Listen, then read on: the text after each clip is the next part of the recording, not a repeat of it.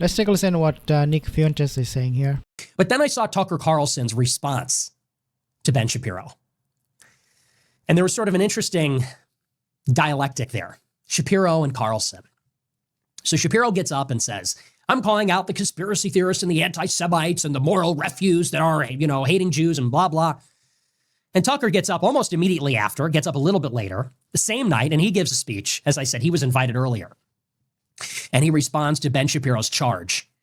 And I want to read to you this excerpt from Tucker Carlson's speech. I'm going to read it to you. It's a little bit long, so bear with me, but this is just an excerpt from it. Tucker said, quote, I am not an anti-Semite for a very specific reason. I'm not an anti-Semite because anti-Semitism is immoral in my religion. It is immoral to hate people for how they were born. But that is not a limited principle. It is universal. It applies to every human being on earth. You can disagree with them. You can hate their ideas. You may even find yourself hating them for a moment, but you can't hate everyone who's like them. You can't punish people for crimes they didn't commit. We're getting the blood guilt speech again. He says that's why we have what are called human rights. They apply to every human, not just your group or my group, but every group, every human, because we don't consider people in terms of the groups to which they belong. We consider them as individuals, the way that God created them. Well, wait a second. I understand that in a court of law, you don't consider people to be a member of a group.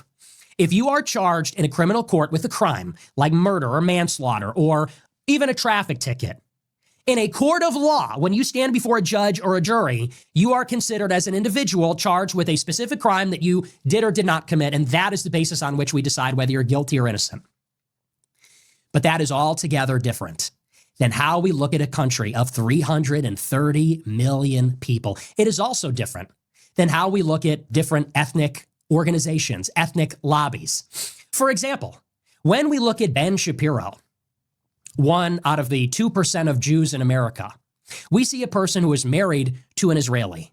We see somebody who lives in a Jewish enclave in Florida. He actually moved there to be surrounded by other people like him. He created a website that is exclusively dedicated to supporting the Jewish state. And he will call out and attack anybody that does not support the interests of that Jewish state. There is a middle ground to all of it.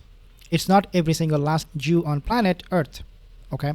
Because we know there are anti-Zionist Jews. And Zionism was not the mainstream, because in the beginning of the late 19th century, early 20th century, but what is the shared identity of just, for example, the new conservatives? Look at the people who authored a clean break, a new strategy for securing the realm.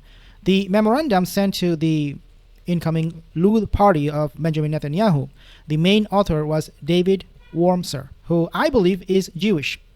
I know he has an Israeli-born wife. The two other co-authors were number one, Richard Pearl, who wrote for the Jerusalem Post in Israel. He also was busted on FBI wiretaps when he was a constituent in Ronald Reagan's administration in 1982 and 1983, which revealed that he was sending U.S. classified national security intelligence documents to the Israelis.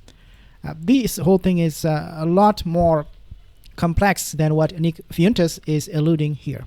Now, if you say that as a Jew, Ben Shapiro clearly has an ethnic, tribal allegiance and affinity to his fellow Jews in America and the world, that as a Jew, he actually has a national allegiance to the state of Israel, are you telling me that that's a form of blood guilt? Is that immoral? Does that contradict the foundations of our religion? I don't think so. Because it is completely different to say that when we are judging somebody in a court of law for a crime, that we treat them as an individual, than to say that we can never judge anybody as part of any group, that we cannot meaningfully group people together in any way. Because, of course, we do the latter all the time. We always group people together. We group people together by age, when we go to school, when we talk about the generations, boomers, millennials, Generation Z, Gen Alpha. We group people together by sex, male and female bathrooms, male and female sports, Boy Scouts and Girl Scouts. When you're doing your Christmas shopping, for him, for her. We group people together, yes, by race. When you commit a crime, let's say, for example, and you call the police, or you're a victim of a crime, how do you describe the person that committed the crime? Well, you describe all of their attributes, all of those characteristics. You describe their race also. And in prison, even, people group themselves together by race. The blacks go with the blacks, the Hispanics with the Hispanics, the whites with the whites. People do it all the time. What do we do during the census other than measure the proportions and the quantities of different groups of people? And it is only natural, and it's actually necessary for the maintenance of a society that we make observations and draw conclusions and maybe even create patterns about the different groups of people. And this is why we then profile people. So, for example, it happens to be a fact that the majority of violent crime is committed by a very, very tiny fraction of the population. And it's not even 13%. It's more like 2%. The vast majority, maybe not the vast, but certainly the majority of violent crime. Nick Fuentes, he does have a point, but it is not to say that Tucker Carlson was completely wrong. You have your arguments that you are promoting, and then Tucker Carlson has his own way of thinking. And I don't really think Tucker Carlson was wrong, with all honesty.